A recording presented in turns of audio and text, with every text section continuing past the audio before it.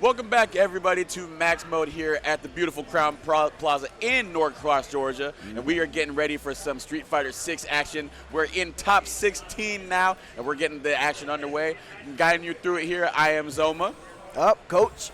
And we are going to be in for a heavyweight battle between so many competitors who have just slogged their way through the pools of the most entrants among the entire roster of games here. So It's been a bloodbath. It's been crazy, but a lot of Georgia people have propagated to the top. Now they're just going to see if they can get the top 8. Yeah, there you go. You got to hold down the turf. But we're going to see up first is going to be Tito G versus Chris G. Now, if y'all have been tuning into any of the streams throughout the weekend, I'm pretty sure that you have become familiar with Chris G. If you haven't already, my man has collected medals in every game, and he's trying to do it again in Street Fighter 6 here today. So we're going to start. It's like we're doing a button check first. I think that's what I heard. But, yeah, got a medal in Grand Blue versus just a moment ago. Well, not a moment ago, but in the last block, I think MK1 and Marvel. Guilty Gear as well. Okay. Yeah, he got second in that. Okay. So, yeah, he's had a very busy weekend, of course.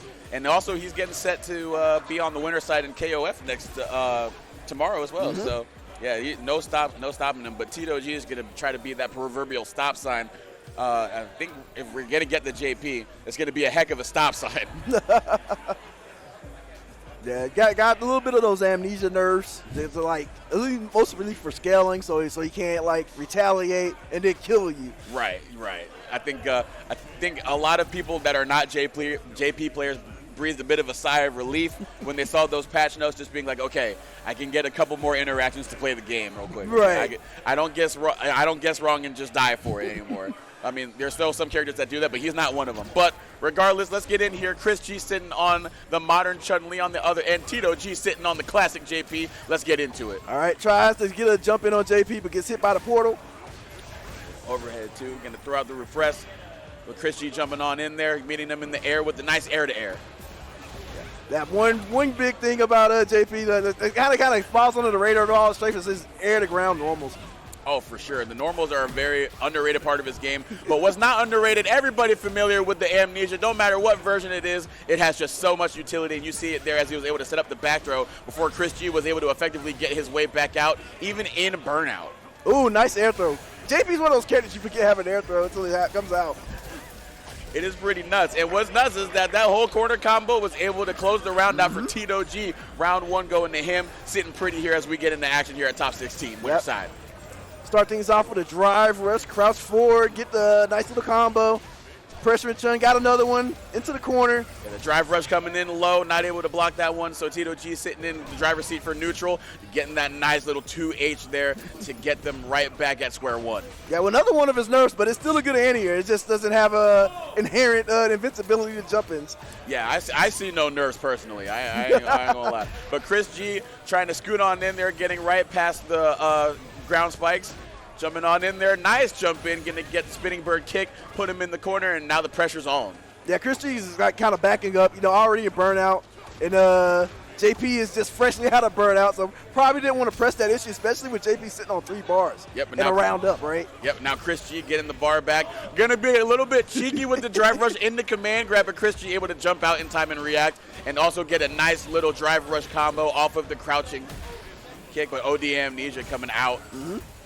Doesn't really choose to spin the meter to pressure more. Just kind of goes for a reset, but it might come back to haunt Chris. Yep, that level 2 there, but you're actually able to jump out of that really sticky situation. Now slowly inching them back into their own corner, but swinging that big old cane. Says, stop right there. I command the neutral. Do you not see my staff, sir? I am official. Chun really likes that range, but JP has enough awkward pokes to kind of contest her in ways that usually characters can't. Yeah, a large stick usually does come with a good amount of range if you swing it around the right way. But Tito G going to try to have to use that to get out of the corner, but Chris G not letting them with the 100 kicks. Spinning bird kick, EX, lightning kicks. Now really tricky because you got the fuzzy going on right there, and that's going to be what causes Tito G to bite the dust here in the first round of game 2. Yeah, total reversal of game 1. Nice little jump over there. Catches him going low right after the parry was inactive. Yeah, I was like, it just didn't block after the parry and got a nice punish counter. A little bit awkward, but ChrisG's not going to complain. Well, he might complain now that he's in burnout against JP. This is a very precarious situation now. Tito G was taking advantage before ChrisG with the well-timed modern DP reactions. Level 2 on the board. Let's see what we do with it. Oh, a bit of a frame trap after the parry, but not able to convert it into a game-clinching combo. I think Chris was like just too close to do the jump back counter to the level 2 and got sniped. It happens. It is, but still sitting pretty. Still been pretty. Misses the punish. JP, turn around. Where are you looking, good sir? I think Tito was very confused, but I was confused by that. It is ambiguous. It can be ambiguous sometimes in this game. But ChrisG not showing any ambiguity, no hesitation as he's getting going with this corner offense. Spinning bird kick already there. Lightning kick showing up. Just the feet are flying. For sure. Like, it's the corny thing to say, but it really feels like ChrisG used that game 1 to kind of like discern his opponent's habits and how and general patterns, and it's paying off in huge dividends. Yeah, he's kind of had that pattern throughout the entire run of every tournament that he's been in, where he might like drop the first game and then just use that and go, okay, now I'm locked in. And he's already seen through the OD amnesia, walking up, waiting for it to recover, and then throwing them around the world and right back into the corner for the round. Yep. And Tito's lack of watching the ankles there is a big pain point. All right, but it's going to be painful. Oh, not a back throw incident, but it's going to be thrown right back on out of there. But Tito G setting up position with the various shadows, the various spikes, just throwing out every hazard on the screen that he can. Everything but the kitchen sink, as they say. I don't know. I think I saw the kitchen sink in one of those portals. All right, faking the teleport there, but just coming right back down. ChrisG still undeterred in his offense, going to get counter hit out of that menacing punch. Ooh, back throw out of the corner, though. This is going to be, never mind. Big conversion here. Yeah, level 3 is not, that should be enough. Yeah, I'm seeing it now. Yeah, it's like ChrisG already in there. That's how he's going to take the set. 2-1 with the nice, clean level 3, getting it going. To start it off, ChrisG already looking in top form as he's still sitting on the top side of the bracket in top 16. Indeed. Like we were talking about earlier, that first match was really rough, and his second matches, it just seemed like he got all the keys and what he needed to do and just kind of cleaned house. Yeah, it was just so, like, the first one you're looking like, I don't know, he's kind of having to play a little bit around the JP gameplay, you know. We see a lot of other people struggle with it, but ChrisG just basically said, nah, I'd win. Like, just give me a game, I got it. Like, I feel like the really big thing is, like, he was just willing to get hit by a bunch of amnesia. Just like, okay, I see what this person's really about. And then the second and third game, Tito just died for doing amnesia over and over again. Yeah, just kept calling it out. Just straight up just waiting on it to recover. Just standing right there and just saying, you done? Yeah. All right. Let's play the game for real now. It's definitely worth a match to lose if you can just, like, get your opponent in to that degree. But we got 2 Georgia natives, one from Atlanta, one from Macon. Yep, this looks like Painbot in Chato. Chato. Yep. Thank you very much. Chato's from my neck of the woods down in Macon. Okay. Modern mode, Lily player. He likes playing modern mode across the cast, but Lily's the character he goes to, but he's been playing a lot of Ed. He usually plays some new characters that come out. Painbot went from his journey through many characters, and it kind of ended up on Ryu after Ryu got his buffs and everything. Yeah, from when I talked to him at previous +2 on Block, he was talking about how he played Lily a little bit too. So maybe some familiarity as he goes against the Lily on the other side of the chair or the other side of the setup. But yeah, so settling on that Ryu, I think from the jump in this game, people were acting like Ryu just couldn't rob you. Like, they were just like, oh, he's boring, like, he's just so vanilla, like, just play Ken instead. And then, like, I would watch matches with Ryu, and I'm just like, that guy's health bar was here a second ago. It's completely gone now. So I don't know. Or like, are we lying, or what's going on? In my opinion, it's one of those things where Ryu has really big damage, but his access to it is questionable. And that's one of the things where at intermediate levels, it matters a lot less than when you're trying to beat really good players. It's like, well, I can kill you, but I can't touch you. That's fair. Kind of like the Ash Crimson in KOF, where you have to get that specific touch for it to mean something. All right. So we're going in straight, no button check. And these two have fought before in the Macon tournaments. That's back when Painbot was using Luke, and he beat Chato pretty decisively. All right. So yeah, it's some familiarity between these two. We're probably going to see a little bit of maybe something weird because they're just so used to seeing how each other play. Right now we're just seeing the standard Street Fighter throwing out some Hadoukens to take up space. But Lily trying to get on in there, but has enough time to recover and get that DP. Chato known for having those Lily setups and being really confident in them. Painbot just kind of enduring the storm a little bit. Oh, but that storm is getting a little bit tumultuous here as the level 1 is getting going, and that windstorm is going to be enough to blow the doors off here in round 1. Chato on the board. Yeah, Painbot better wake up before he ends up on a deserted island. Oh boy, yeah, we all seen Twister. We know how it's going out. We got the new movie coming out. It might be based off of this if Painbot not careful. Yeah, Chato was just pressing the offensive, using that Condor Spire and the advantage you get from the wind levels to just bully him into the corner. Oh, misplaced Shoryuken. They're not able to stop Chato from getting out of the corner. I'm able to tech the throw there, so we are still sitting sort of pretty. Can't quite, like, there's this awkwardness where Painbot's trying to kind of poke at Lily, but Lily's, like, always slightly out of range, and then she comes in with the Fierces or the Condor Spires. It's kind of, you can just kind of see where it's frustrating Painbot. Oh, and yeah, going to get hit with the punish counter as a bit of a tick throw situation there. And I think that extra damage from the punish counter was enabling that to be the game-clinching throw. So Chato on the board, 1-0. Painbot, let's see what the response is. All right, going back to the standard Ryu game, throwing some Hadokens, gradually progressing that space, but a nice perfect parry from Painbot, but no follow-up. Yeah, that's going to be painful because now you're giving Chato the real Here estate. we go. But there you go. Just do it again. Show them that you are the Street Fighter player. Show them that you're the Street Fighter player, saying, what are you doing trying to throw on my run-up? Just do it again. Just do it again. Do it again. And then throwing them right on their back, taking the first round of Game 2. Painbot not going out sad. All right, just go ahead and just go get the conversion. Yeah, that is beefy damage. Yeah, Painbot is generally trying to keep that aggressive range so that Lily can't power up. Yeah, base the throw and the big damage. Yeah, we were talking about how hard it is to get access to it, but when you keep calling out these throw attempts from Chato, you're able to get on the board here to even it up 1 apiece when just making the most out of every interaction. You get that jump in heavy punch, and then you just get that big old beefy base effect with that punish counter. Letting everybody know that something damage is about to happen. Yep, there's a classic move right there, and it looks like Chato's coming a little bit undone now that Painbot is addressing those mid-range issues a bit. So you see it more like jumps, drive rushes, but hey, that one worked.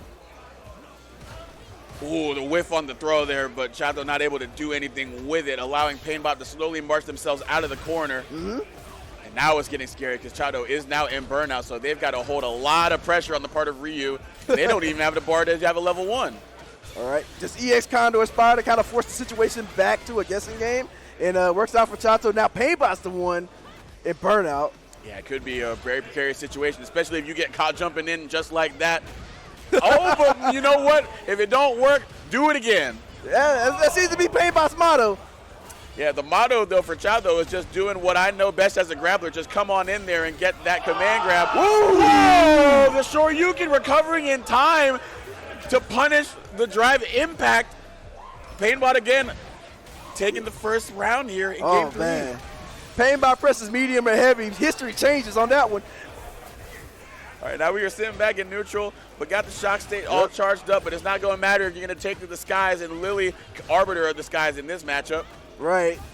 Like, both these characters have that control of just, like, taking care of direct frontal jump-ins. You know, Lily with the Tomahawk Buster and Ryu with this patented Shoryuken. Yep, but we're getting that Tomahawk coming out again.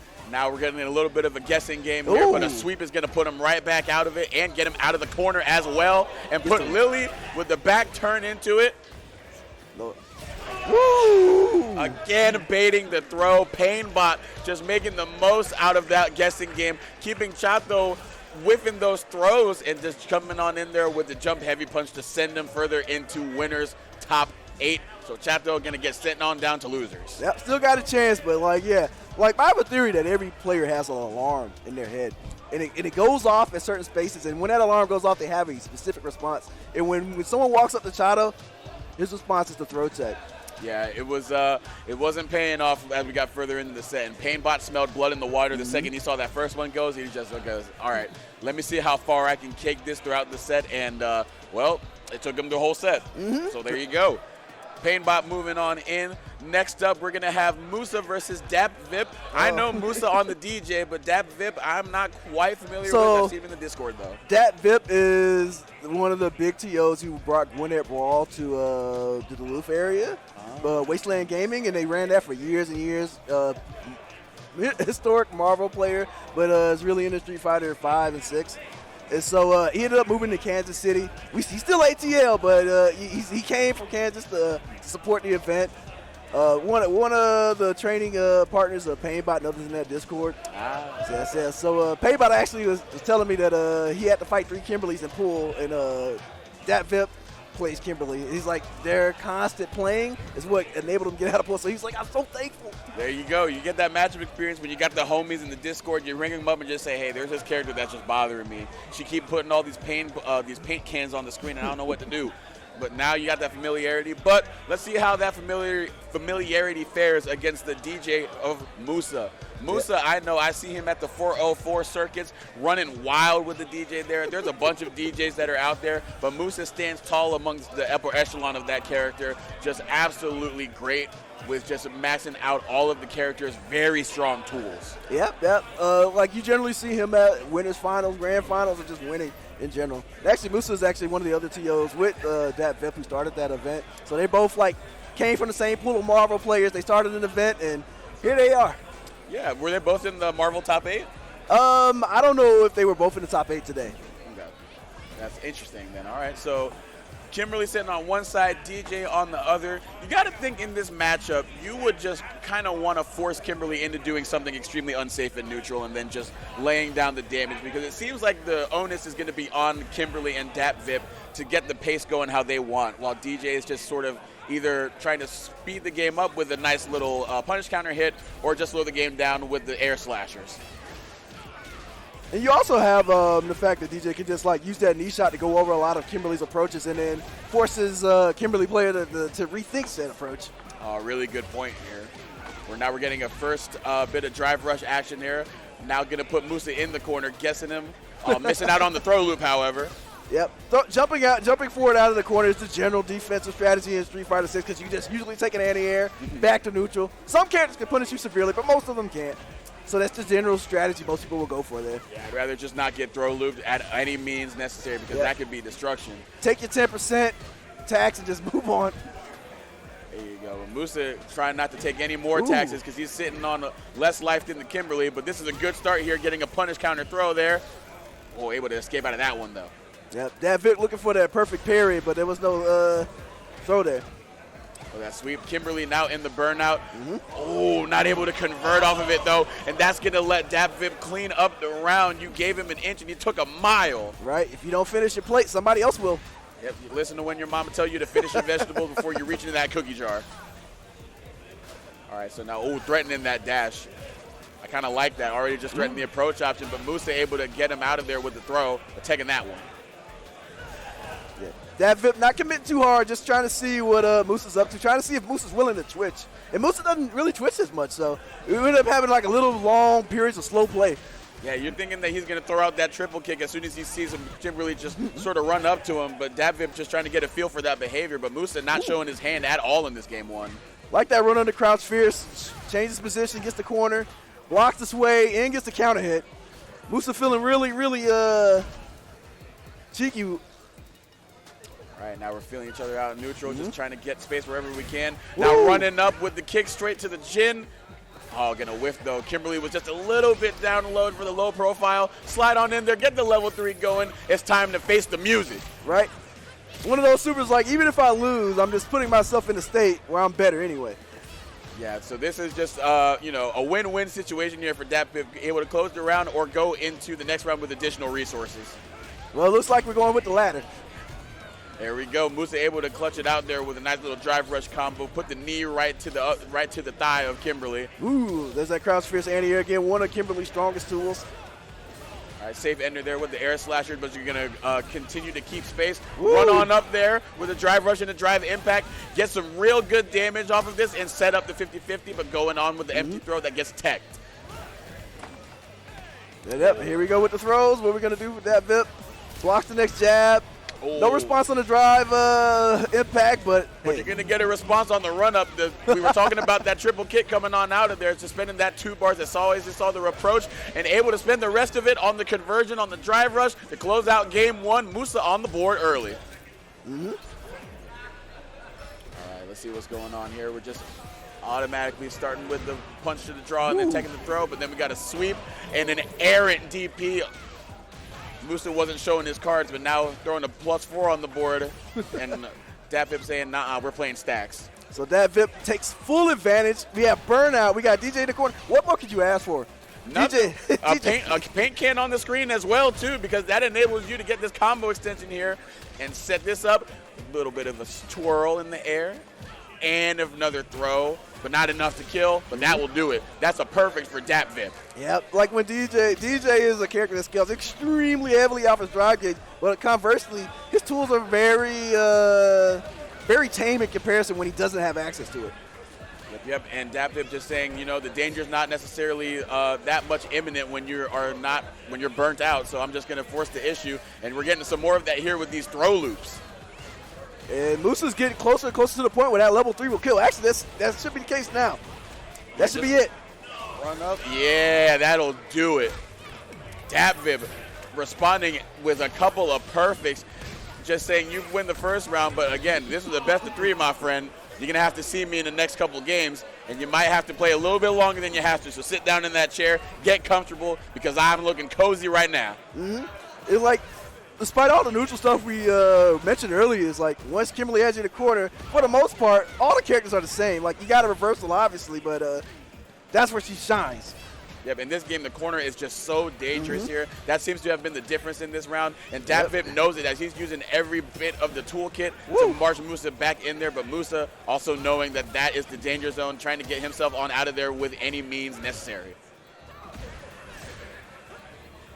Yeah, swinging back just to calm things down, reset the situation. Whoa, nice little sway there off of the OD air slasher as well, but spending the last of the drive gauge, you're burnt out getting that DP, so you got to wonder, you got that defensive option, but at what cost? Right. Well, trade anti-air, so Dapvip will definitely take that as we got a DJ in burnout. Yep, and the DJ in burnout will get a spray paint right to the feet. Didn't even need to do too much there. Dapvip just keeping it real basic off of the spray paint conversion, and now he's threatening set point. Yep. Dapvip went from a tragic round to winning it. Yeah, in such strong fashion, too. The offense has just been overwhelming. Been able to bait Musa's really risky options in both neutral and defense. But as I say that, but we got a perfect parry. Dapvip responding perfectly. A little bit of a strike throw on hit situation. Runs into that crouching medium again. That I feel like that's been like Musa's like linchpin to when they're in control of the round. Yeah, just throw that big button. And if you get it to land, you know, you go into drive rush. If you don't, you know, no holds barred. But if you get it to hit, you get that beefy damage. But you're also going to get beefy damage that on the might be end. With the critical art. Maybe. Nah. Maybe. It could be close. Not even close. But we're in burnout now, and so, yeah. Yeah, and that's going to be it. A couple of nice quick jabs is going to close out the round for Dapvip. While he put Musa in burnout with the level 3, Dapvip advancing on into top 8 as well. Musa going to go straight down into losers, so we will see him a little bit later. But Dapvip, very strong after dropping that first game. It almost seemed like that didn't even matter. It looked like it almost didn't even happen. Yeah, it was almost similar to the ChrisG situation where the first round was like, But then you saw like a bunch of, like, obviously it wasn't as one-sided as the first match, but for the most part, Dapvip was in control. Blocked a lot of those jackknife maximum reversals and ran into a few drive rush jabs and medium, but at the end of the day, it didn't really mean anything. Yeah, like that'll just happen sometimes when you play against DJ. And I think Dapvip kind of knew in the moment that was going to be something going on, that he was going to, you know, run into a DJ button, because that's just going to happen to you. It's kind of inevitable, but he just didn't let the game get out of hand. Right. Like, he just stayed the course, didn't allow himself to play outside of himself, even when he was getting sped up, so to speak, and then just be able to take control of the pace of the match and then just put the onus on Musa to defend in the corner. Fully agree, because it's like, I guess you would argue that the mark of a really strong player is that when when something happens that doesn't go to your liking, can you keep your cool? Can you keep playing towards the win?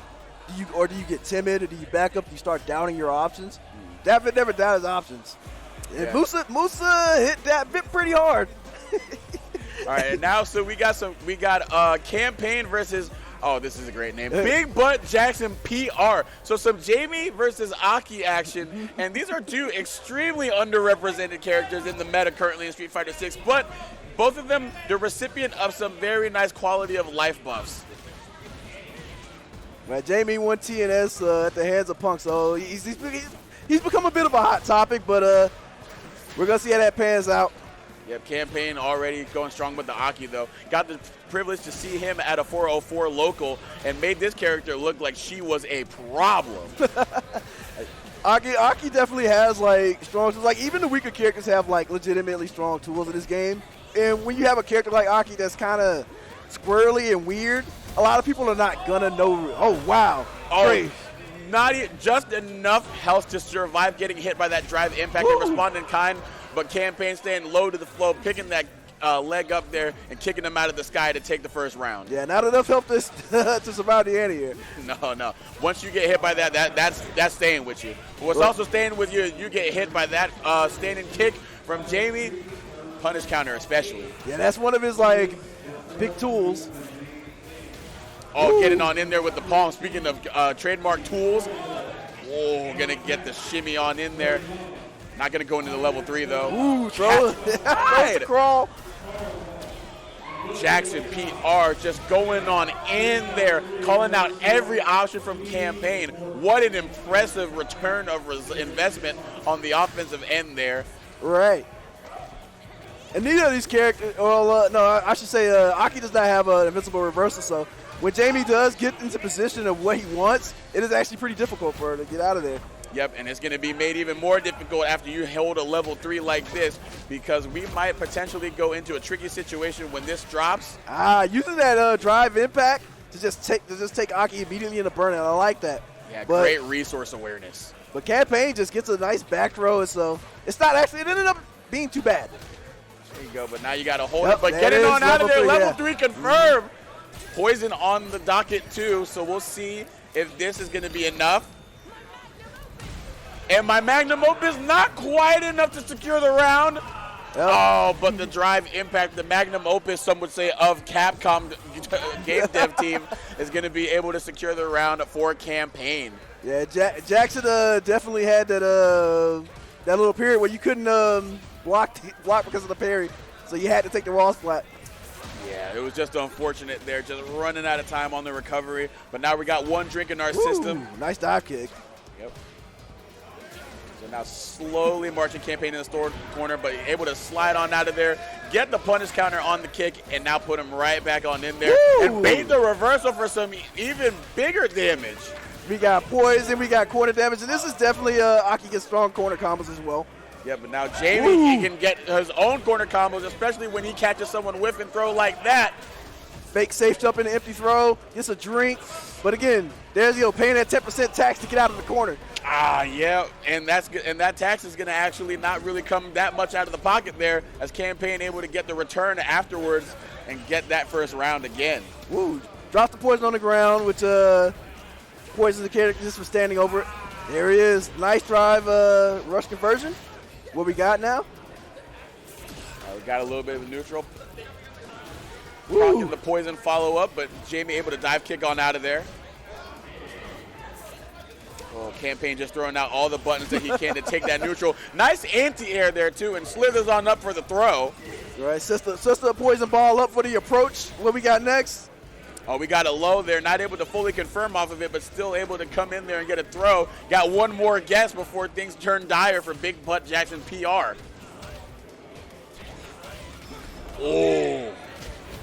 So this is to me this is like a two-sided situation, right? On the one hand, this is a really big comeback opportunity for Big Butt Jackson. On the other hand, level 3's off the table now, and so Campaign's not in as much danger. Yep, but it's getting really dangerous now. But less so now. They've got the drive gauge. Already spent 4 bars of it. Now the level 2. Oh, the poison is coming into effect, though, so now it's becoming a very dangerous situation on the defensive end. Can't respond with a drive impact, unfortunately. Yep. That poison, there it is, coming into effect. Campaign able to take it 2-0 over BigButtJacksonPR. The Aki, like I said, looking very strong in the hands of such a capable player. Fully agree. I couldn't really do anything about that because you just spent your level 3 for a comeback. You don't have enough health to drive impact back, so you just. Yeah, you noted that was a great point on your part, and it was just it was like a 1-2 situation where it's just like I have them in burnout. It also freezes the timer, so I still get some extra time to sort of set up my offense. But as soon as that timer ran out and the drive gauge was back on the meter, you immediately saw Campaign use it to get out of harm's way, put the orb out, and then drop the level 2 from across the screen, and it just became sort of a bullet hell for Jamie to deal with. It was tough. Woof. Sure, so we got a free agent Fatality versus Zombie Guts.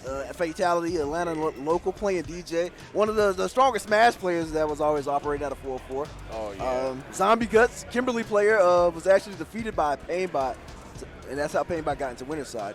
All right. And what's funny enough, too, we're getting another DJ that runs wild in 404 and Fatality. Has been since sort of transitioning out of Smash, more so getting into learning SF6. And I know the stereotype for Smash players is always just like, it's such a different game. It requires such a different skill set that they can't adapt well to, traditional 2D fighters like a Street Fighter 6. But Fatality has just thrown that entire theory on its head, because watching the immense improvement just from week to week to where he is now has been nothing short of outstanding. I mean, we're in top 16 trying to get in the top 8, so I can't disagree with your assessment, man. Yep, and then you said on the other side, Zombie Guts with the Kimberly. So we're going to see another DJ Kimberly matchup. We saw it go in favor of the Kimberly here, but wondering how it's going to go in this one. Right. Now, I feel like it's maybe 100 times easier to have DJ experience than it is to have Kimberly experience, at least at a high enough level. Yeah, it feels like with DJ, as strong as his toolkits have, sometimes his game plan can be sort of like, it's not easy to switch between player to player. Like, there's like slight variations in how they approach neutral, but they all generally want to sort of go for the same thing. Kimberly, on the other hand, has a lot of different ways. While they might not lead to as much damage as DJ's does, like, there's different ways to go about it. Right. And so, like you said, it becomes a little bit harder to play against the player in the moment. So it'll be interesting to see how that plays out. So I guess we're going straight into it. No button checks this time. Yeah, you see both of them just grooving with the music in the headphones, just waiting to get it started here. I wonder what they're listening to. Well, Kimberly likes 80s music. I don't know what DJ's listening to. I think isn't he like reggae? You don't like reggae, right? Could be. Yeah. But he's like one of those guys who's like, man, I'm super into reggae, but he probably likes everything. Oh, yeah, probably he probably has like a Barbra Streisand in the back pocket too. Like, if you got to calm down before a match, he's just like, I got that. Got the Sarah McLachlan if they need it too. But we'll see what sweet tunes is going to be on the playlist here as Fatality running on in there with the drive rush, setting the rhythm of the game early. Yep. Listen to that sweet song of Sway Low. Swing Low, Sweet Chariot is the name of the song for Zombie Guts here as they get the crouching medium kick off the drive rush and the back throw, but Fatality throwing them right back in there. Yeah, this is your home. You got to stay there. They said pack your bags, stay a little bit, and hold this drive impact real quick while you're there. Hold that down for me. I'll come pick it up later. Yeah, especially with a character like DJ where there's so much to look for, and in the moment it's definitely hard to have that twitch reaction. Yeah, everybody, they say that the mark of when you reach that threshold of a player is when you can react to drive impact. I don't know how many of y'all saw CapCut, but drive impact is a little bit harder to react to than you think. Right. But yeah, Zombie Guts not even letting the opportunity to even react to drive rush even happen. Fatality gonna do an OD reversal to get on out of there and then swing low off the sway. Woo! There's that drive impact beating the sway there. Sway low. All right, yeah, going into a much more meter-efficient combo there with the level 2. Could have easily just gone straight into the level 3 for the easy conversion, but knows that he has another round that he has to go through, so saving another bar in the chamber, but Fatality still sitting on 3. Ooh, a punish counter, but no conversion. Oh, yeah, I was going to say that those 3 bars could have just unloaded right there. Yeah, giving Zombie Guts opportunity, get the EX Jackknife maximum, get out of trouble. Fatality back to freedom here. Oh. Ooh, yeah, had the drive rush, but not a drive impact to respond to that of Zombie Guts, but able to respond in kind with the DP to catch him out of the air. Right.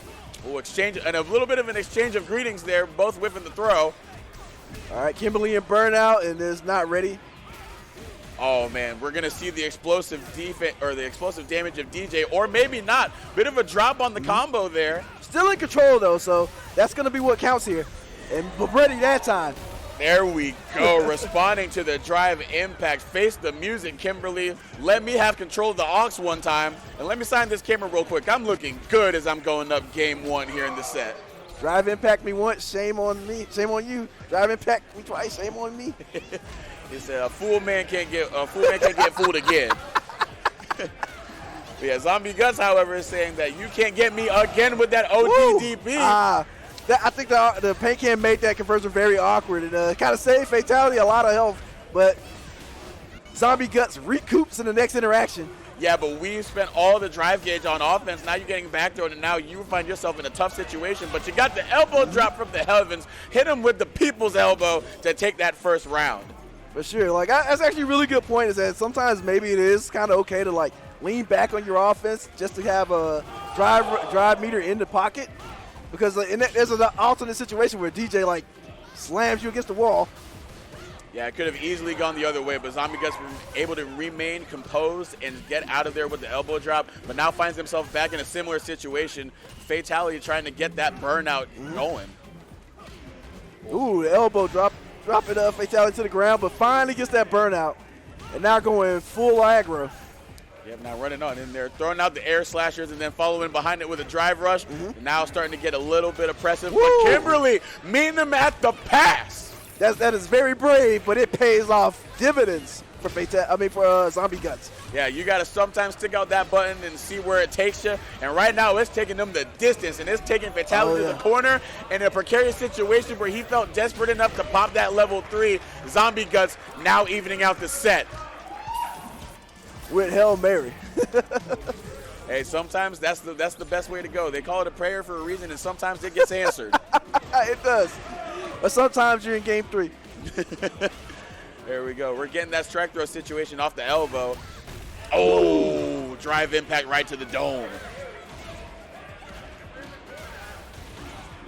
All right. Goes for the reset, but the parry just kind of stops it in its tracks. Fatality is kind of gradually walking out of the corner. And using the coverall situation to avoid getting too much damage done on the reset. Breaking the throw there because I believe that would have closed out the round if it had landed. Zombie Guts smells a little bit of blood in the water, but it's going to be a little bit hard now that they're in burnout. Yep. It may not be like a huge deal here due to the big life lead, but it can turn into a big deal. Oh, yeah, it was getting really scary, too, because that swift, heavy, or stand fierce was looking like it was going to do some major damage. All right, we made it out. We weathered the storm this time. There you go. Nice little punch there to catch, or nice little jab there to catch them from doing anything further, letting the game get away from them. Zombie Guts going up one round here, but Fatality trying to impose his will early. Woo. Was looking for a frame trap after the jab, but got to throw instead. Nice big chunk of punish, counter damage.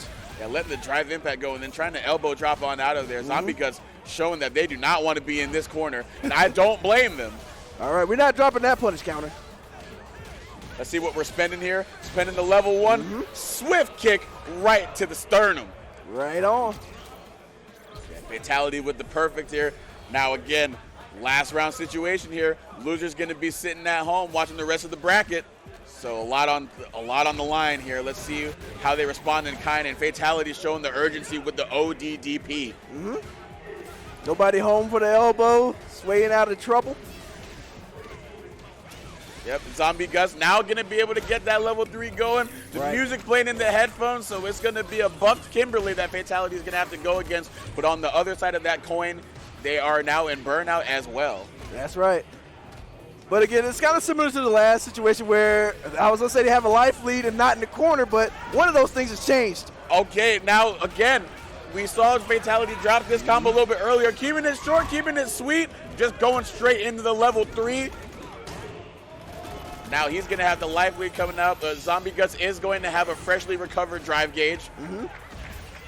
Right. Whoa! It immediately puts it to use. It immediately ends it, but is that it? Is this going to be enough? Yes, Yep. it is. The spray can right there. Zombie Guts able to take it there. Again, that drive rush came right back in the nick of time. Going to get that nice crouching kick, spending all the drive gauge possible, and then going right into that level 1 to seal the deal.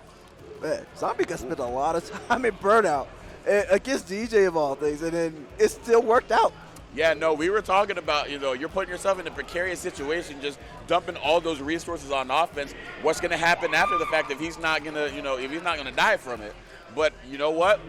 Many times in that set, Zombie Guts just said, you know what? If I'm in Burnout, it's whatever. Like, I'll just close it out before it gets out of hand.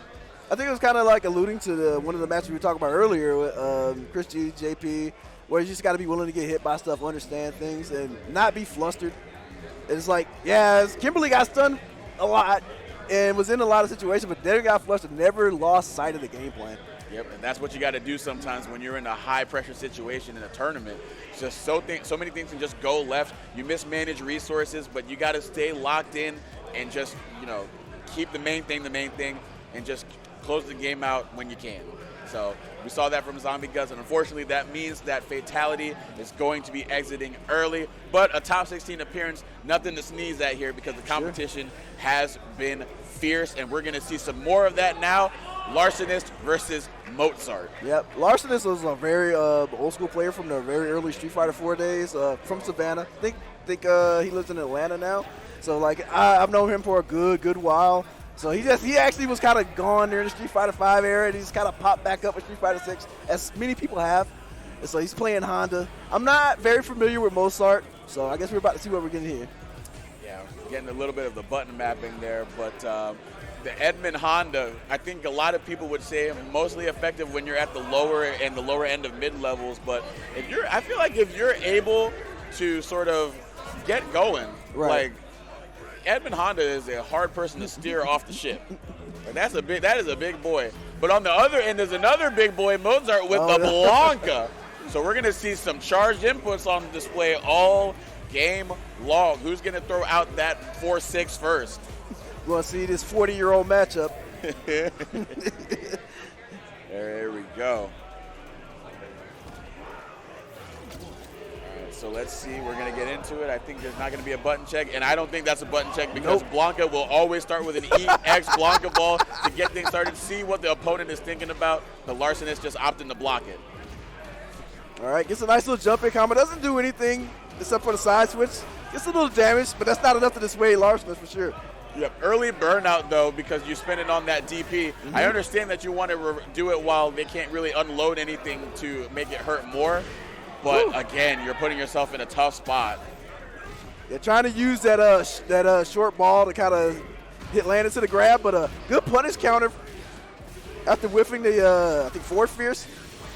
Yep, level 1 coming out of here, too. Not going to be enough, but when you whiff a throw, you're going to give him a reason to make it enough. And that's going to come down with the big old foot, and he's going to come down with the first game in round, or the first round in game 1.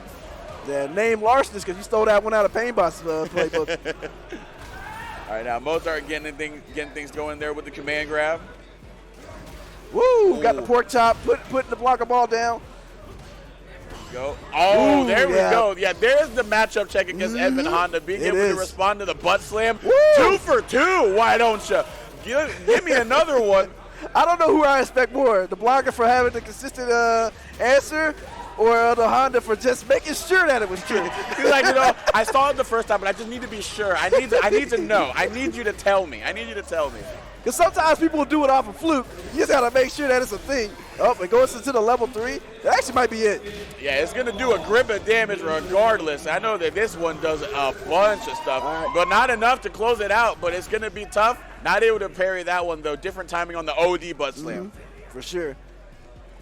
Now we're getting a little bit there. Going to get the buff from the raise. Get that sumo spirit. But now you're going to get put in burnout as well with that sumo spirit. Not going to be able to help you, and then Blanca being able to slide on in there and slide a V into that column there for Mozart. Man, how many rounds has Amazon River Run ended? So many. Tries for a little gimmick and it ends up putting damage off the table. Yeah, Mozart trying to get the OD Blanca ball there. Speaking of parry, yeah, I think that was too deep to get a throw. Yeah, but you're already seeing it early. Mozart just having the answer to those very common options that Honda likes to present in neutral between the butt slam and the Honda headbutt. But you don't have an answer to getting hit by a level 3. We're going to Sumo Town, baby. Dos Koi. Back in the corner after taking all that damage. All right, and then there's the down ball, I should call it. Yeah, everybody talks about Cammy and Jury's dive kick, but that Blanco dive ball is equally as threatening. Didn't even use the EX version that was plus. Just felt bold enough to just do the regular version. Yep, just ran up out of there too and hit him with the headbutt, converting into the level 1. Oh, but you Blanca balled yourself into the corner. Larcenist was in the skies, and now the 100-hand slap right to the chest. Larcenist gonna steal the first game here of the set, and now we're going back to character select screen, so let's see if there's gonna be something different. That was definitely probably disheartening. You know, heavy Blanca ball is like their go-to, but then when someone just blatantly punishes it takes a little out of you. You also got to think, too, because Larcenist is an E-Honda, so he sees Blanca and he just looks across the screen and he just goes, I know what you want. Yeah. I know what you want. Oh, we're going right back to the Blanca, though. They were hovering over the Cammy for a little bit, so, all right, we're going right back into it. The big boys, the big charge boys going at it for one more game at least. You can tell that Larcenist knows enough about Blanca because, like, the side switches and stuff are not really catching Larcenist off guard. So it's like Mozart probably has to commit a little more to the damage and setups to kind of be consistent on Larcenist. Yep. Going to get things started here early, though. It was a bit of an exchange of elementary damage there. Going to take a palm right to the face and then a chop right to the skull. Right at the sumo spirit, man. Whoa, nice. Getting the perfect parry there. Not going to do anything with it, but does get out of the corner. All right. Is attempting to parry the Blanca ball, but at the very least, you don't take the drive damage. Yeah, but you're also going to take the damage from the health bar by getting another swift chop to the skull.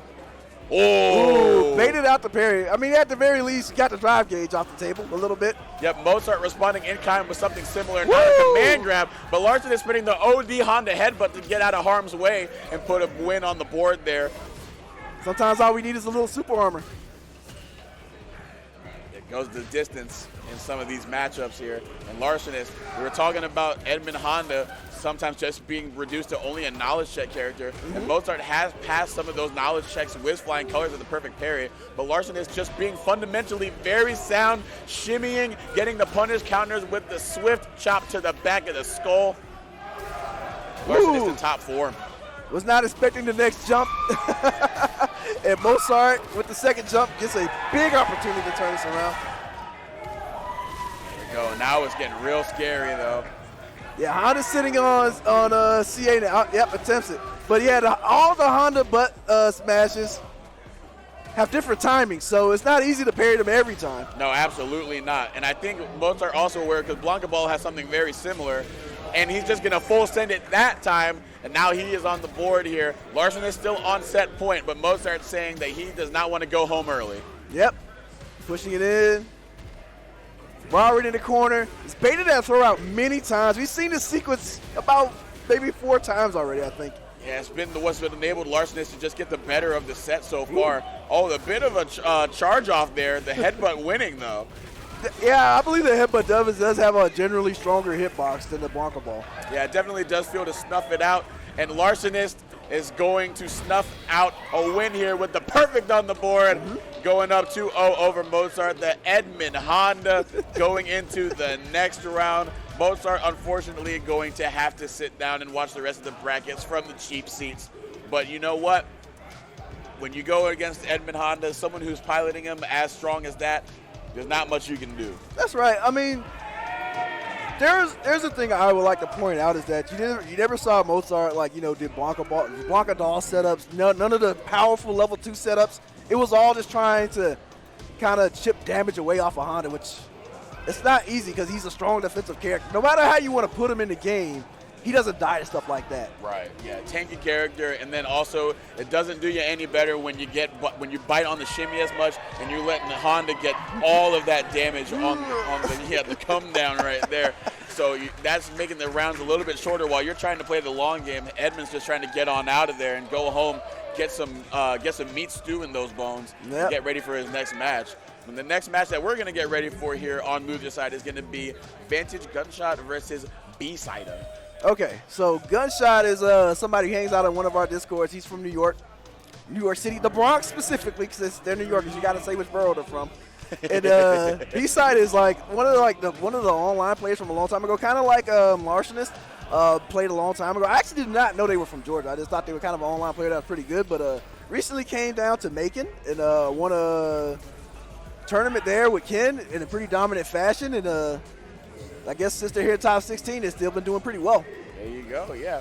Ken, the recipient in the recent patch of just a couple of tweaks that I think may be overblown by some people, depending on who you talk to, but still an extremely strong character, very menacing, pretty much on most parts of the screen, to be honest with you. But then on the other side, it looks like we've got a jury. Yeah, Gunshot is a jury player. Using the $1 million character, he does not like it when I say that. But look, that's what she is. Look, I play jury. I'm probably the only jury that was just like, oh, heck yeah, man, my character finally won something. Let's go. All the jury's like, I don't know if she's really top 5, maybe top 10. Well, like I said, she has 7 digits now. Dog, that bank account looking mad nice. She don't have to lie about stealing from nobody no more. She stole that $1 million right from out of Capcom's pockets. Just running the distance, but let's see if Vantage Gunshot can take home some money today, or B-Side is just going to use that Ken, get on in there, and set the oppressive vibe that we were already seeing. Yep. Gunshot doesn't die for that grab. And a really awkward crosser, but Gunshot takes advantage of it. All right, crouching medium into the Fuha stock, just one on the table. Exchange of greetings, though, both out of the range of the throw whiff, but the medium DP is going to enable B-Side to keep Gunshot to keep B-Side in the corner. All right, going for that strike throw. Okay, that was a great knowledge check on the part of Bsida, knowing that is not true, and then doing a perfect parry on the Fuhajin right to the face. Yeah, Bsida is showing some real good knowledge. I agree. Oh, not able to get the punish from the crouching medium kick, but Bsida is saying, you know what, you meant to do it like this. This is a little lesson on how to crouch forward drive rush. Oh, crazy interaction there. But what's not crazy is that you're just going to see a jury put out a fireball, but Ken using Dragon Lash to get on over it. Yeah, that was just like really slick. Like it was really subtle, but it was just really slick the timing of going over that. Yep, that is such a good thing that Ken has in this matchup against Jury, being able to just negate the fireball and still get your approach done before you follow up behind it.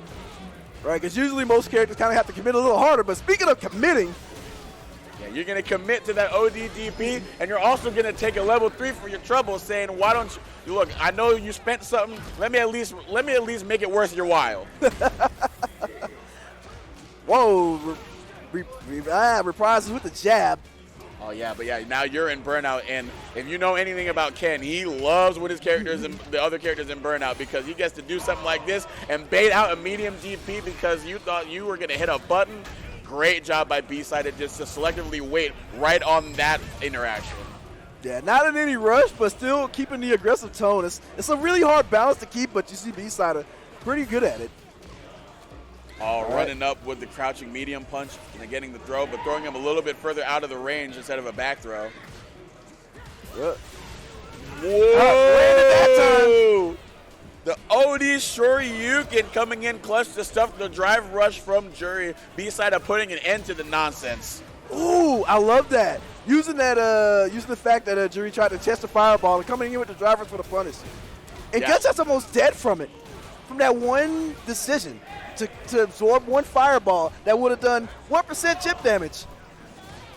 Yeah, I think just trying to get that Fuha stock built up, but it might not go to it might not get used because B-Side is just throwing all the cards on the table. OD Shoryuken checking the drive rush once again.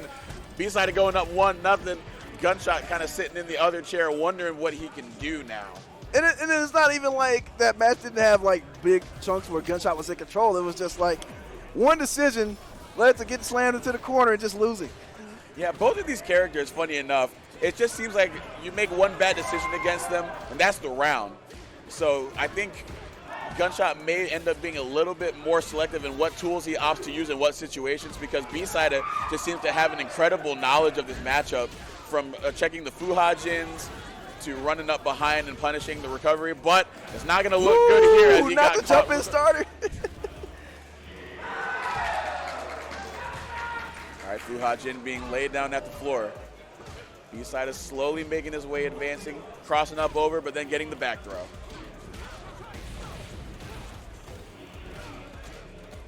All right, frame traps with the jab, catches something. Oh, Ken saying it's go time, and it might be time for this match to end. The third strike special, and that's going to do it. Excellent combo from Bsida to close that out. Yeah, truly, if that's not the most optimal combo he could have done in that situation, I'm not really sure that there's much else that he could have squeezed out of there. It seemed like he just got every inch of damage that he needed to. Indeed.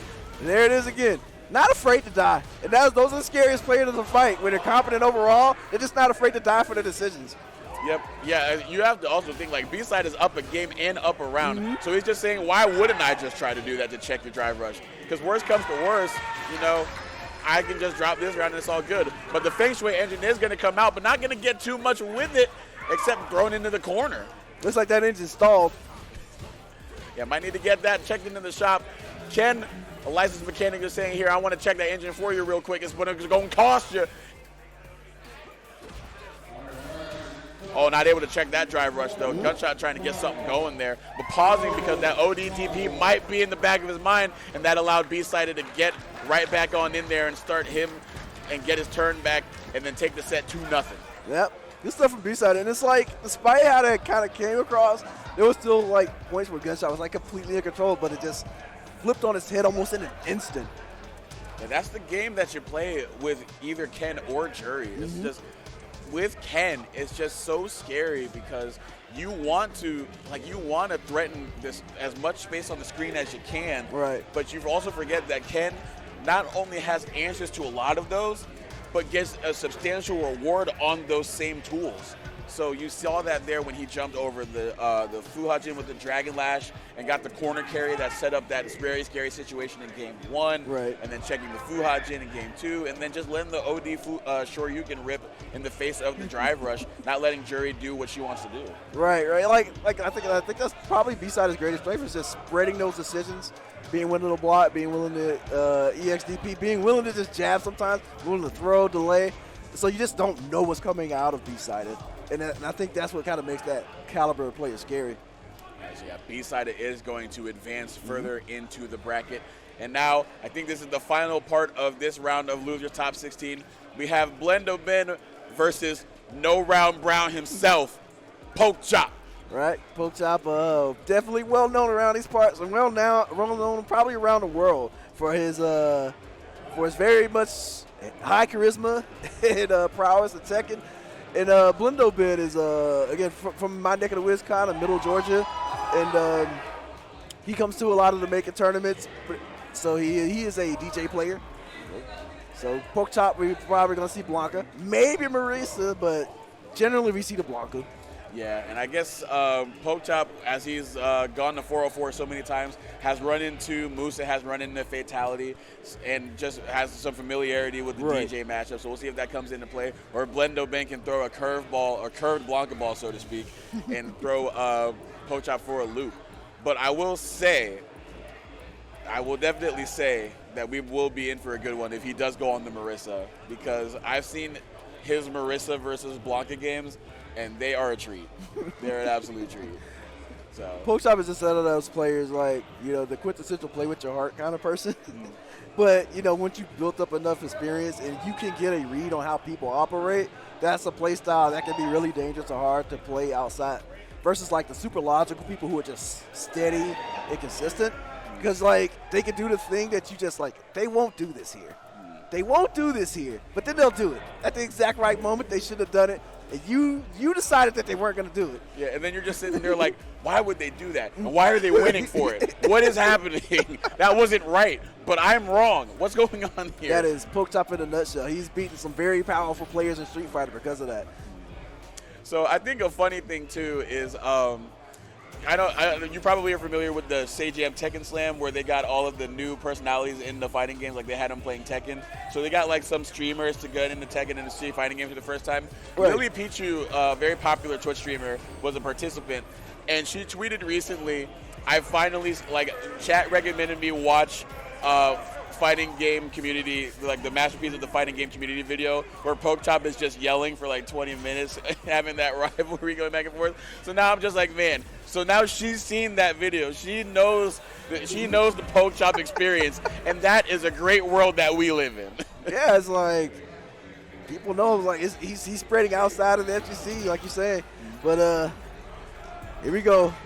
Got old Blanca versus DJ. Yeah, don't matter how charismatic you are. What matters is if you're able to take this game. All right, pressing in with that electricity. Not committing too hard quite yet. Yeah, just getting a feel for what kind of DJ he's in store for in blendoben. But like we've seen with the other couple of DJs, blendoben not showing his cards early. All right, there we got our first way of the match, and we're starting to see the drive run. So blendoben is starting to pick up the pace just a little bit. But not able to get the heavy kick to anti-air the Blanca cross up. So now he's gonna find himself in the corner. Woo! Those reactions. Now what do we got? Okay, goes for the side switch. Very brilliant there.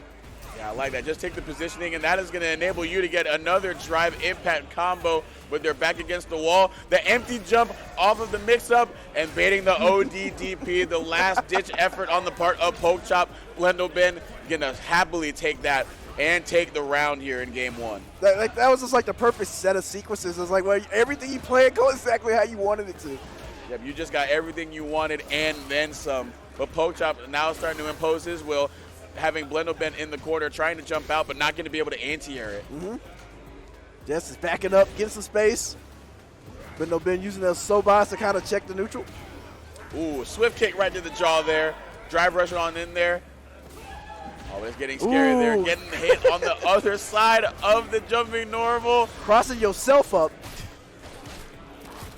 You might be seeing cross-side after you get a couple thousand volts in your system right here, and that's going to be enough to close the round. Pokchop now threatening the game point as well. Well, I guess one thing we can say for blendoben is that the level 3 is on the table, and it's not for Pokchop. So you can do a lot with that if you get some big hits.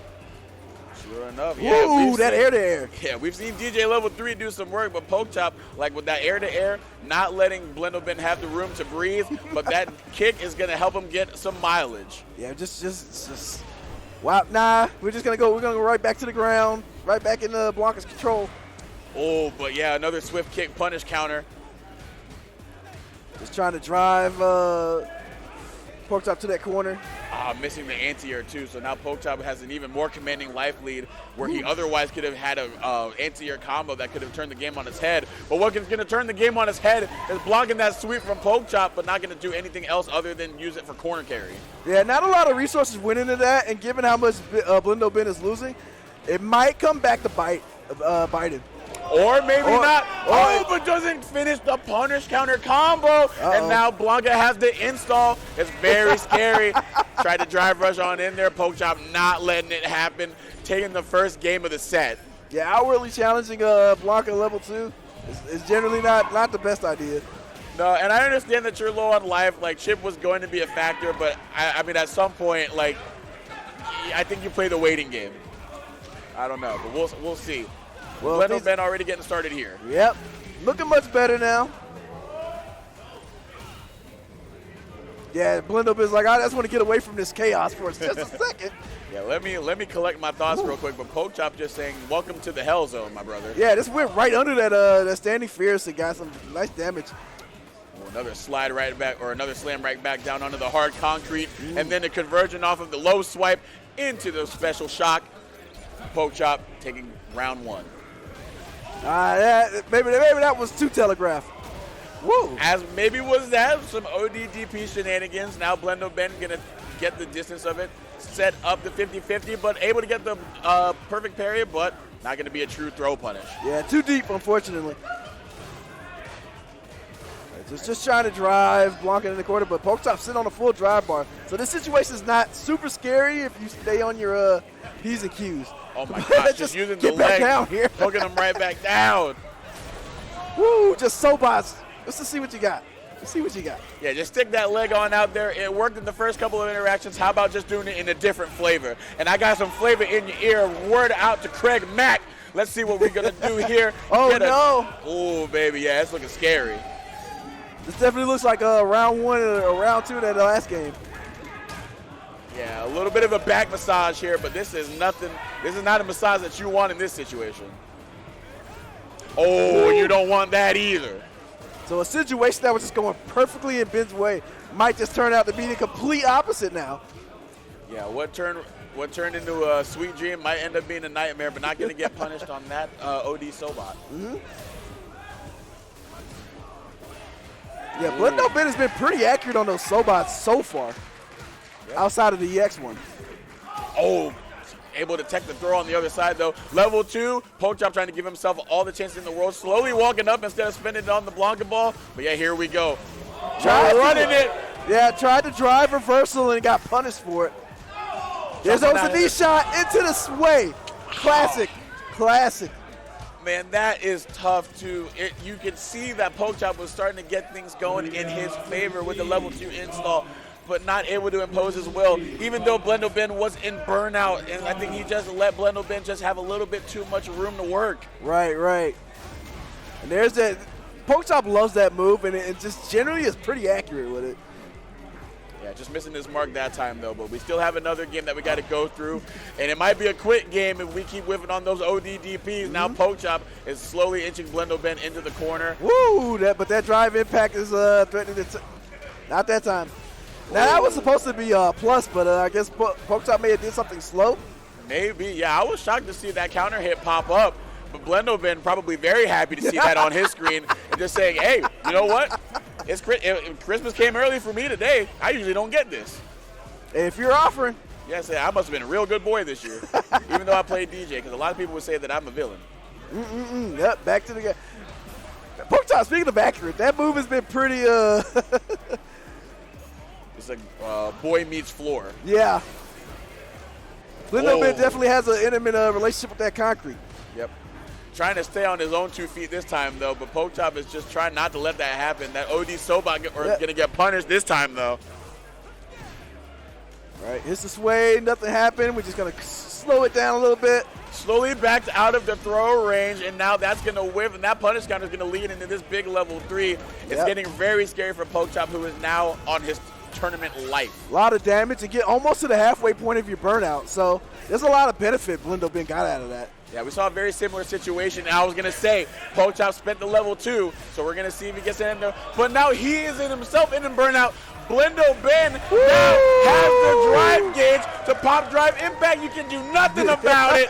And now he's moving on further into losers with a 2-1 victory over Pokchop. The DJ reigning supreme. The music sounded so sweet this day.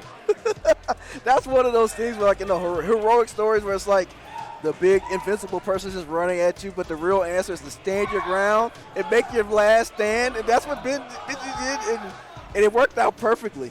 Yeah, man, just not even remotely scared of the level 2. Just basically saying, I've seen you mismanage this a couple times.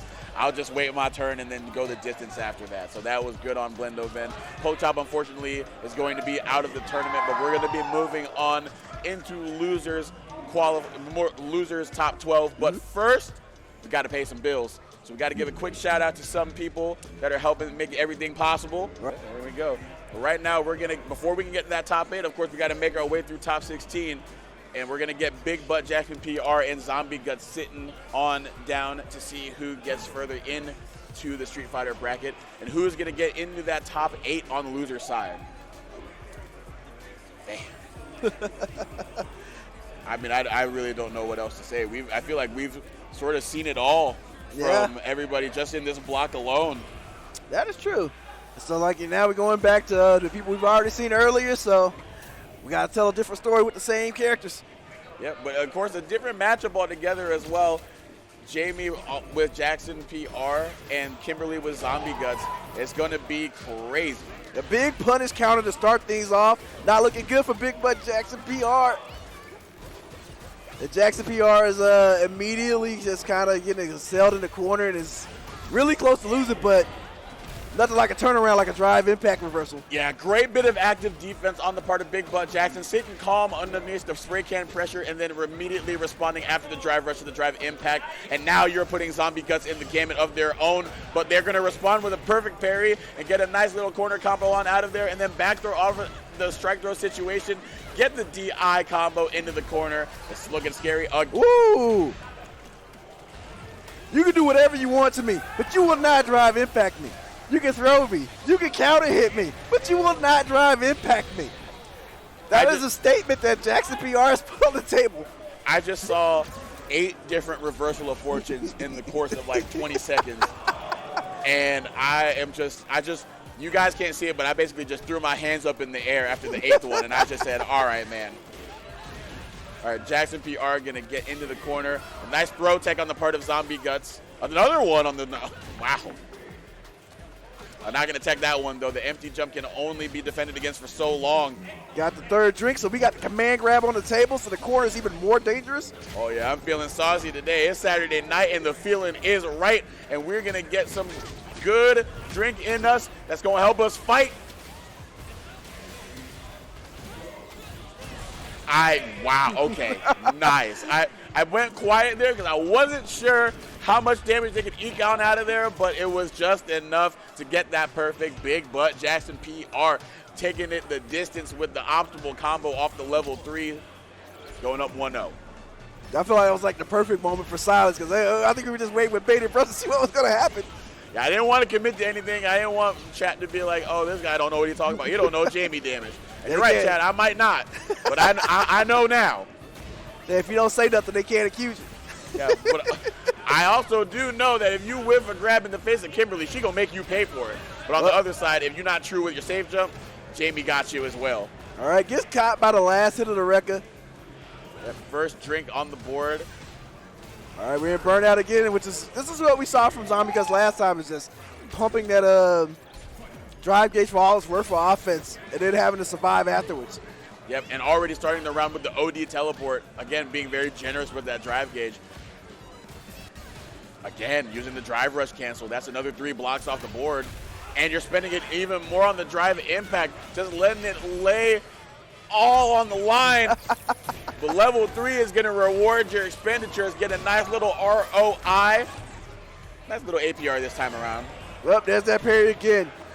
Jackson PR is really, really a big fan of that perfect parry on Wake Up. Yep, and a big fan of seeing you whiff a throw because he's going to be able to get some nice damage here. Safe jump, but not committing to a button after the overhead. Didn't have confidence in the hit. Oh, but it's going to get scary again. Going to get thrown out of it. Again, not showing confidence after the hit, not continuing pressure or anything. Oh, but missing the punish on the other end. That was actually an extremely bold drive impact with that much health. I'm pretty sure Jackson PR survived that DI with like a sliver of health. On top of that, I did not think it was going to reach the wall. I truly did not think it was going to reach the wall. But regardless, Jackson a little bit more aware of the situation at hand, been able to take the round because of it. But Zombie Guts has the tunes playing in the headphones. Woo! Oh. Throwing out there again. And that's been like the story of the whole evening, basically. Sure, you see that throw whiff, and then the other player just goes the distance with it. Mm-hmm. Spending the drive gauge again, putting themselves in burnout. But again, like you were saying, Zombie Guts very liberal with the drive gauge expenditure and hasn't really paid for it yet. Woo! I don't think we've seen that slide from any Kimberly. And the one time it came out was like the perfect time. No, just again, you think you've seen it all, and then you forget about one move in particular, and that's how you just close out a round. And what you can't forget about is that perfect parry on the part of Perfect Jack on Big Butt Jackson, being able to back throw them, but not going to go anywhere near rewarding with it as Zombie Guts slowly marching them back into the corner, but is in burnout after spending it all. All right, just laying on that pressure with Jay, because now we're kind of seeing like the downsides of being in the burnout for Zombie Guts. Yep. Gets out just in time. Just like maybe one frame earlier, that would have been a different story. My gosh, man. BigButtJacksonPR has to be breathing a major sigh of relief, praising whatever higher power he looks up to, and for saving him in that moment from things becoming even worse. And let's see if he's able to pay it back in kind. Not able to get the level 3 there, but gonna get fully loaded, baby. Yeah, things are looking dangerous now. Ooh, jumping out of the OD teleport. Safe on the palm, though. All right, and then we're back to burnout. Shipping it out? Yeah, you got to do it. You got to do it. When you got the hair flowing, you got to make sure that they're a knowing. That's true, true, true. Take it from a bald man. Got the EX dive kick going down, and there we're pressuring the corner again. But just going to back up us a little bit, not trying to get too cheeky. Ooh, coming down, though, with the kick right to the face off the aerial button. And now we're going to get a back throw here. Punish counter as well. Throw loop on deck. Honestly. I was looking for a throw, but got the crouch short, but nothing comes out of it. And there we go. There we go. Now we're going to go into the level 3 install. Zombie Guts trying to get something going here. And now actually an unfamiliar situation, and I hate to say it like that, but this is the first time that we've seen a healthy amount of drive gauge post level 3. And there it is. Able to use it to get the drive rush on the whiff throw and take the round. So now we are on set point. One of them going home, not going to be able to go in the top 8. The other one going to be here tomorrow. Not sure what Jackson was looking for, but eats a big jump in. It's now eating a big corner combo.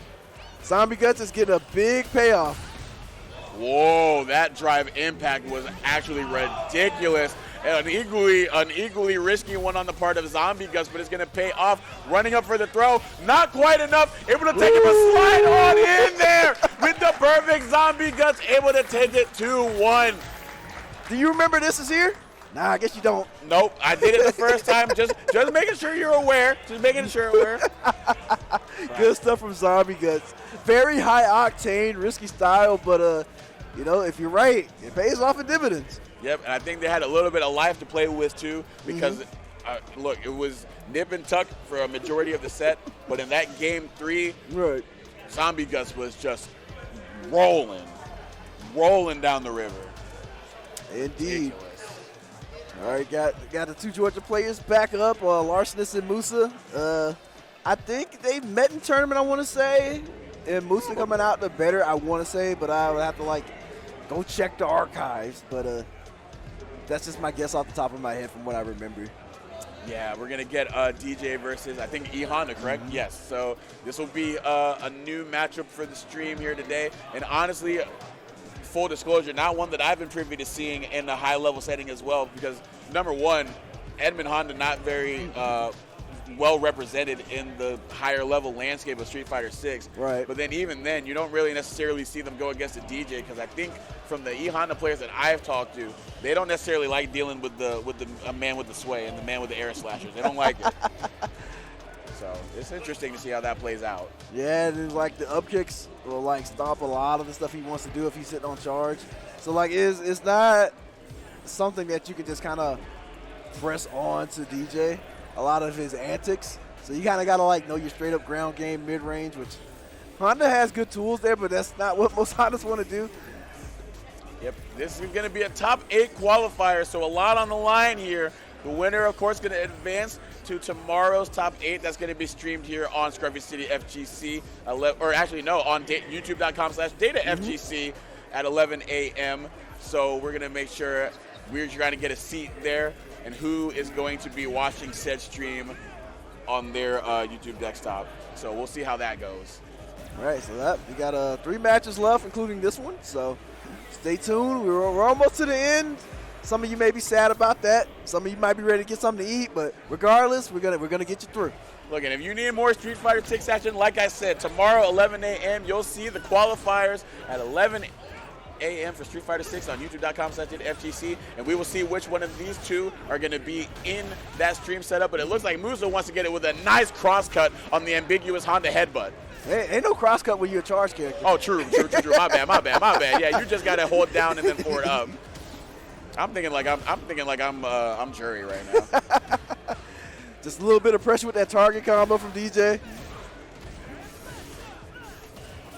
And the score is currently 0-0. This is the first match. But, all right, Musa's still in control here. Larcenist falls. Nice, well-placed jabs there to just close it on out. Getting a lot of damage on those interaction wins. Larcenist is going to have to play a bit of an uphill battle there. An air slasher to the face saying, you want to install on me? You're going to have to pay for that, sir. Pay the toll. But it did come out, so any hit will be pretty beneficial for Honda at least. Oh, catches the back sway with the headbutt. Oh, yeah, you're saying any hit will be beneficial. This is a good one to get it started with. Nice corner carry on it, too. Putting Musa on the back foot for the first time this game. All right, not ready for the knee shot. Not ready for the back throw either. Now Larcenist is going to find himself in the corner. Yep. Flash kick, maybe. This is exactly what I mentioned earlier, is that it's hard to kind of butt smash it. Thanks, Alex. All right, here we go. The conversion, level 1, or level 2, excuse me. And that is it for Musa gets one on the board. Yeah, great job by Musa there to close out that first game. Again, getting the most damage out of every win that he can get and not allowing Larcenist to even remotely get started with his game plan. It is just starting out with the drive versus jab, and we're already at the 30% down. Now we're feeling each other out, throwing out the air slasher, forcing Larcenist to try to commit to something in neutral. Ooh, sway, but gonna get blocked low. Yep, Musa committed to something afterwards and got counter hit, but no big reward from Larcenist's side. Musa was the winner of the first match. All right, pressuring. Yeah, we saw a nice, well-placed jump in on the part of Larcenist, but Musa not letting that get too much into his head, still committing to the air slasher. Honestly, that might go to Musa's benefit because if he keeps him jumping, you know what's waiting. Yep, just gets some chip out with the Sobot. The big thing is Musa definitely has a lot more access to damage, and when Larcenist gets the damage, it's been kind of iffy if they've been taking it to its logical conclusion. Oh, no. Yeah, that's a mispunished. Yeah, it's basically just been those 2 hits into the headbutt, whereas Musa will get those strong standing heavy counters. But this is a good little bit a benefit here. The punish counter back throw. Oh, but you're going to get thrown back in there yourself. Larcenist even backed up to give Musa the room to jump and stay in the corner, and then was still not ready. Had to charge and everything, and it was just like, this is what I want, right? But nonetheless, we're still in control here. Yeah, if you're not ready to take advantage of that situation, it can be tough. I like that little bit of a fade into the clap there, but Musa not biting. 100-hand slap. Yeah, that move used to be even a bigger menace. Yeah, it is. It is definitely not the pressure tool it used to be. It's more of a combo tool in this game. And there's the stun, and yeah, there we go. Just gonna run up, get the overhead sway. Just keep it real simple there. Musa not letting too much on the plate there. Just doing what he knows best to close it out. 2-0. He will be advancing into top 8 tomorrow. Larcenist, unfortunately, gonna send Edmund Honda home to the showers in the locker room. Gotta hit that hot sauna. Hit that hot sauna. Hey, look, I wouldn't mind a hot sauna too, and I ain't playing. So, who's really the winner here? That's true. That's true. So, but yeah, good showing by Musa. Just an overwhelming display of offense, and then just Larcenist not able to sort of figure out how to really even get the game going in his favor at any point. I agree. Because it's like, he got a few good hits and even a couple of good combos, but just like there was no consistency in getting to them. But on the other hand, Musa was like having kind of free access to getting damage, big, small, medium, and it just, the disparity pays off, and it was kind of one-sided in. Yeah, and the thing is, too, like, you didn't even really see, like, DJ unload damage like we're used to, like we see all the time. It was basically just, if he got that stand fierce punish counter, he would go into, like, another button into Sobot, get the corner carry, and then just hold Edmund Honda, or hold E Honda down. Right. Just basically, just chip him out, go here and there, and then when the time was right, just get the medium or high range damage combo that you needed to. So fully agree. Interesting. So we got these two back up. Bsida with the dynamic Ken, Chato with the not actual dynamic controls, but just like diverse and and full of multiple choices and actions and strategies. Yeah, I would love to see a dynamic control player in the top 16. I would love it. I think the timeline would have a field day with it. Oh, my goodness gracious. I don't think it's allowed, unfortunately. No, it's not. They have dynamic-only tournaments, I believe. I think so. But, like, in general tournaments, it's not. And then we have, but speaking of control schemes, we got our modern maestro back up here. Yep, the Lily. So we'll see if she's going to take one back for her homeland or if Ken's going to clear his name. Like, the big thing with modern characters is that a lot of people, even really strong characters, forget that you can't reaction check them. Because like in a lot of crucial, critical situations where everything's on the line, sometimes you want to, like, I'm going to do this thing that's usually kind of reactable, but, you know, you're testing them. But you can't test modern role players. They just got to press a button. Now, I think what's going to be very interesting, too, when we saw Chato play against Painbot earlier, you saw Painbot get a lot out of getting Chato to react to the run-up with the throw and then bait it. You wonder if Bsida, who was very good with whiff punishing in his set, is going to do something similar. Well, got a nice counter here. No big confirm, but so far just completely in control into that counter of the Spire. Ooh, nice anti-air.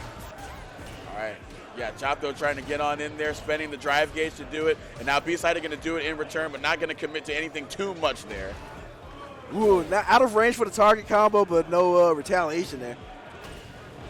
Ooh, fishing for a perfect parry. They're not going to get it, but what you're going to get is an OD Shoryuken from Bsida, who has been so crisp with the anti-airs in this top 16, and that's going to be the case here as he takes round 1. Ooh, tries for air-to-air, but a little awkward, but nonetheless, Chato takes advantage. So Bsida decides to just reset it all. Woo! And gets the conversion. The whiff punish into the conversion was looking really good for Bsida, showing some very impressive stuff for kids. Yep, and there's that throw whiff too, getting some good damage. Another one on the table as well, going to go into the level 3. That should do it. Chato leaning back in the chair, just saying, darn it, I didn't learn my lesson from the other Shoto. I need to tighten up here, but I think he can do it. If he just puts his mind to it, he can get something done. But Bsida just not letting him, like, you make a mistake, I'm not the person to do it against. I'm not the one. Gonna have to go through some mental training. Like, let me just take this 10% damage. Oh yeah, you're gonna take a little bit more than 10% right now as you're gonna get that DP blocked. Ooh. Oh! Kind of misjudged the spacing and it ended up being a cross up. OD Shoryuken to respond to the drive impact, but a nice perfect parry from Chato. Goes ahead, just takes 3 charges, make that counter Spire powered up and plus. I'm kind of a fan of that, too, because you're building up the resources to use for future situations, but you have them locked down in the corner, extend your plus frames, and then force them in a situation like that where you have them in the vortex and can threaten the OD command grab to take the round. Like, I wonder how much experience Bsida has with Lily in general, because doesn't have that reaction to just kick her off with the drive reversal, which is the general go-to strategy versus her when she abuses counter Spire like that. Yeah, we've seen him be liberal with the drive gauge for the reversal, as we're seeing right there with the OD Shoryuken.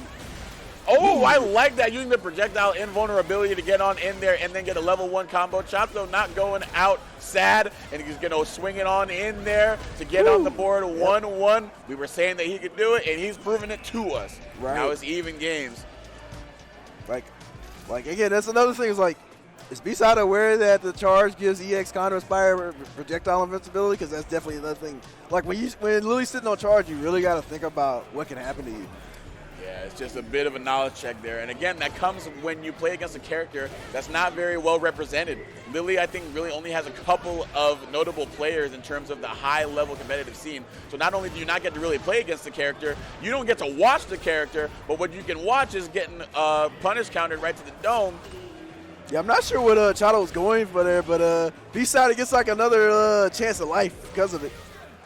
Yeah, been able to use the low kick into the Shoryuken combo to get things going. But nice whiff punish by Chato, backing away from the stand heavy punch range and able to get the OD Condor Spire into the corner and into the casket. Yeah. Chato kind of just ruling the board with these block strings and Condor Spires, but and then Bsida is constantly having to play out of defense, which from all the earlier matches, that wasn't a thing. So you're trying to see there's a little bit of difficulty there. Yeah, Chato just imposing his will, getting the strike throw mix-up, and then when you have a character like Lily, a grappler, that can just level the damage from a command grab, that strike throw becomes that much more potent, and it enables you to get a poke into the OD Condor Spire, dumping out the last of the drive gauge, so you can continue on into top 8. Chato answering the first game with 2 exemplary Lily play games to go further into the bracket and send Bsida home. Right. Bsida after a pretty strong performance, I think just kind of got lacking a little bit. Because I felt like a really strong unfamiliarity with Lily just from what I saw. Yeah, it was. We saw the only time that we saw Chato earlier was against Painbot, where he couldn't get the game plan going because he was just too busy kind of, eating big damage from Ryu from whiffing the throws. But when you forget on the offensive end, Lily can be a terror. Right. And we saw that damage being unloaded with the command grab. So it was sort of, for lack of a better word, it just became unraveled for Bsida. It was just very hard to just get her off of her while she was being so sticky with the wind stocks and everything. Right. It's like constantly being plus in your face, not using the drive reversal to knock her back. And then so it's like once Lily's like, well, I can use my Condor Spire and I have charges. Why don't I just pump the gas until they stop me? It's like, and then it comes to a situation where like, even if I get hit with a OD Shoryuken, I'll just do it again. Yeah. It was just basically playing the risk-reward game too, and you saw the overwhelming reward from those interactions. The one that comes to mind in particular is when he did the modern reaction OD Condor Spire through the fireball, right, and got on in there, and then Ken had already spent the OD on the fireball, so then he was in burnout as soon as he hit him. So it was just really good part on Chato to basically say, hey, you don't know how to play against this character. I'm not gonna let you play your game. I'm not gonna play against Ken. You're playing against Lily. Right. It's like when Blanca players see that they don't know what they're doing, they'll just go nuts. It's like this person does not know any of this. So Lily is kind of the same. And yeah, I like that point you brought with the EX Hadouken, because it's like you also got to keep in mind a modern mode. You can't test it. Like, you think that you're standing this close to them, I can throw this EX Fireball. They just got to tap a button, and then there's EX Condor Spire. Well, 2 buttons. So yeah, it's not a motion input regardless. So like you still got some quick thinking that you can do when you have modern reactions. But I hope y'all ain't too quick to get up out of your seats, because we got the last match here for top 8 qualifiers and losers. Tito G on the JP and blendoben on the DJ. A couple of abbreviations going on at it, but but you're not going to get shortchanged in this gameplay, I am sure. Definitely. So we're gonna see if the making memory can make it out along with Chato. But if those drive rushers keep getting shut down like that, it's not looking likely. Yep. Already trying to set up the spikes. blendoben just seeming to wait his turn, but now getting on in there, getting the nice little bit of maraca punches, but is going to get hit with a cane right to the stomach and send him right back to square one. Moved just too early. Now you got to think too, one of the best ways to counterplay against this zoning from JP, as he sneaks in a nice command grab off the drive rush. We saw that earlier in the winner's set. blendoben not able to react to it in the same way ChrisG did, and that's going to be how he drops the game. But we see against JP that when you have a very quick drive rush, it is a great way to counter his zoning ability, especially after the spikes. But blendoben not really making much use of it in that first game, but we'll see if he adapts to it here. Catches the EX Amnesia. Really good opportunity, but in burnout, but it's okay. You got the corner, and you get a big punish counter throw. Sway. Ooh, yeah, walking up on up there, but the OD Amnesia going to bail him out there. The scaling is not going to be the same, however, but you do get out of dodge. Level 2. Scaling wasn't the same in the combo drop, but the level 2 is making up for it. And then it goes into resets into the command grab. But blendoben is still in the dominant position. Yeah, challenging the EX Air Slasher is not always the wisest choice. Big fan of that, knowing that JP's sitting on burnout, so he can't exactly answer in the best way possible. So why not just throw it out? Worst comes to worst, you get chipped out. Ooh, knee shot over the teleport. Ooh, knee shot over the normal, too. Oh, no. Misses the down input? Just got the light kick. Oh, missing the standing heavy punch counter hit combo. Oh, nice side switch. Tito G now in control. EX Sobot into level 2. Now let's see, does this boy get invited to cookout? Does he got breaded on the catfish? And it looks like he do. No. We're playing Rhythm Heaven, baby. And he throws JP back into the corner. Very smart move by blendoben. Yeah, OD triple kicks too as well. Ooh. And sways to bait the throw and take the game 1. blendoben looking very nice here in those last couple of rounds.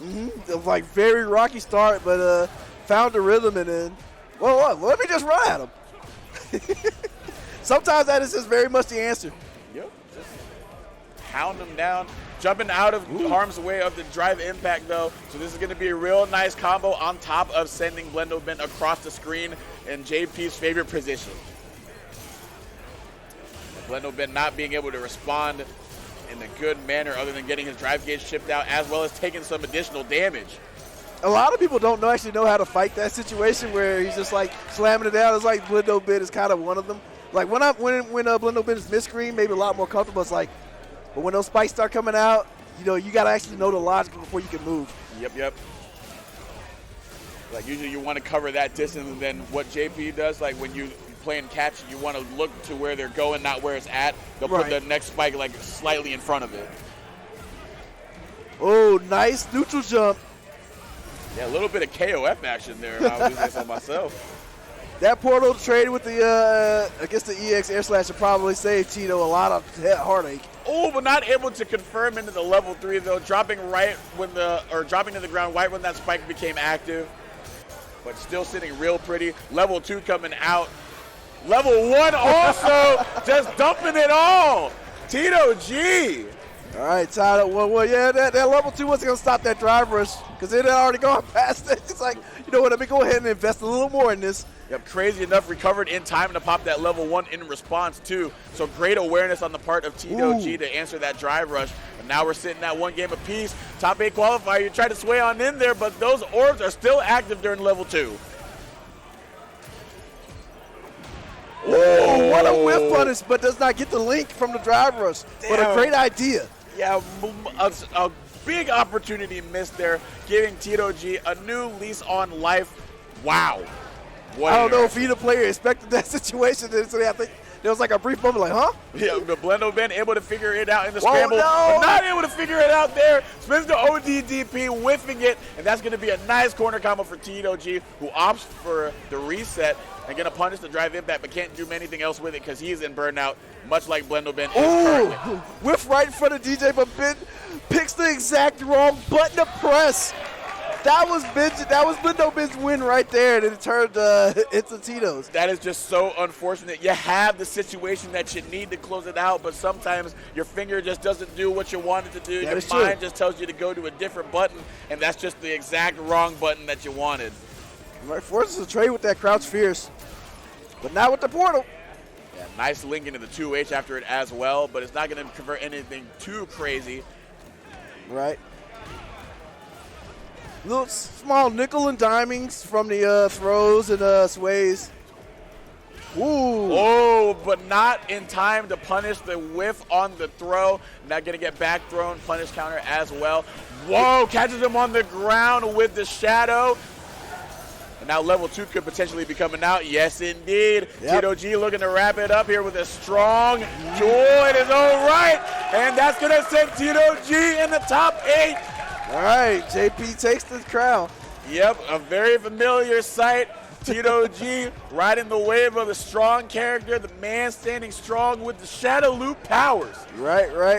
And sending blendoben home. Mm-hmm. Sorry, the second homie from Make It couldn't make it, but it was great matches nonetheless. Really enjoyed all those sets. That was a pretty good top 16. Absolutely. Now all of top 8 has been shaken out there. We've got a lot of people who are sitting pretty on winners for the whole day, but now we got the losers side cleared up. So we've got some additional matches that we're going to get tomorrow. Again, Street Fighter 6 top 8, 11 a.m.